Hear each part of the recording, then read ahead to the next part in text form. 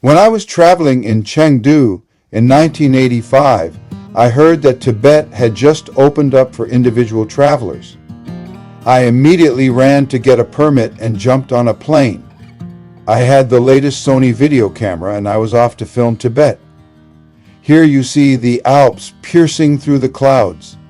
Most of the Tibetan population lives in a number of valleys in the south of the country where some agriculture is possible, the main crop being barley. On the uplands surrounding these valleys, the inhabitants are mainly pastoralists, grazing sheep, yaks, and horses.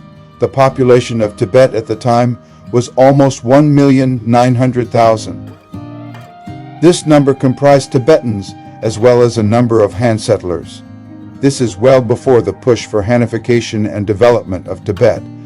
Recorded Tibetan history begins in the 7th century, when Tibetan armies were a great scourge to their neighbors. Under King Srongbatan Tsokpong, Tibetans occupied Nepal and collected tribute from parts of Yunnan province. Shortly after his death, the armies moved north and took control of the Silk Road, including the great city of Kashgar, opposed by Chinese troops who occupied all of Xinjiang under the Tang dynasty. The Tibetans responded by sacking the imperial city of Chang'an. It was not until 842 that Tibetan expansion came to a sudden halt with the assassination of their king. As secular authority waned, the power of the Buddhist clergy increased. Since the 3rd century, when Buddhism reached Tibet, it had to compete with Bon, the traditional animistic religion of the region. Buddhism adopted many of the rituals of Bon, such as flying prayer flags, which you see throughout Tibet, and turning prayer wheels, which people carry as they walk through the streets. This variation of Buddhism is known as Tantric Buddhism. Namaism is a monastic side of the religion and revolves around the concerted meditation of the monks.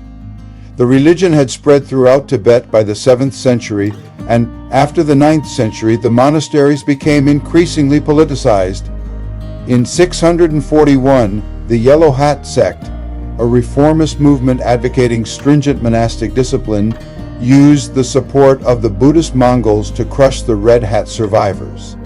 Their leader, the Dalai Lama, known as the Ocean of Wisdom, came to preside over politics as well as religion.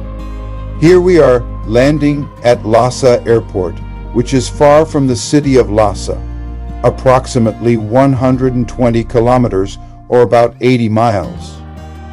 But the ride into the city is much longer than one might expect. It can take anywhere from 4 hours to an entire day, depending on the condition of the road. The road is currently under construction by the PLA, the People's Liberation Army.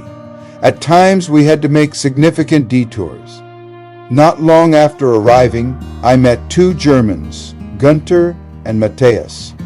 Almost immediately, the 3 of us set out to explore the area around our hotel. At that time, Tibet had only just opened to individual travelers, and it showed. As we walked through the neighborhood, it became clear that we were the only Westerners anywhere in sight. Your viewfinder? Yeah, actually what this is it's a movie camera. Later on, we can look at you. We're gonna put you in a show in Fort Lauderdale. Johnny Carson. Yeah, really. Just gonna For all put the you. folks back.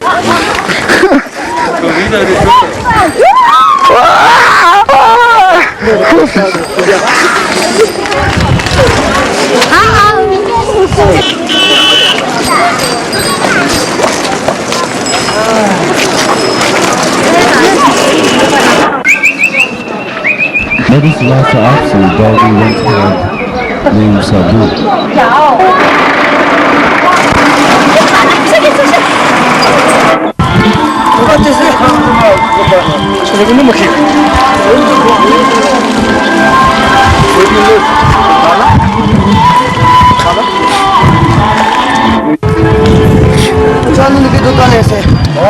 他是林志远。Traya. How do you say hello in Tibetan? Traya. Huh? Traya. Kraya. Yeah. 名字？你叫什么名字？ What is your name?啊， How old are you? 我 27, 27岁。 23, 28, 33. 我 There's a crazy Günter bullfighting. There's some children who are very interested in the camera.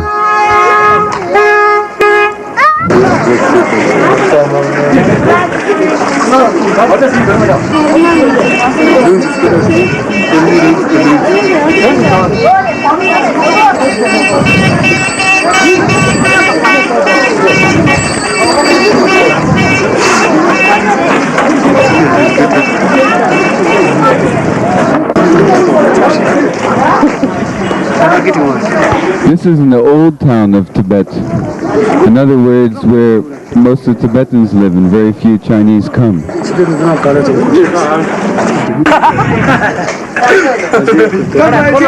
There you see another prayer wheel, which is called a kolo.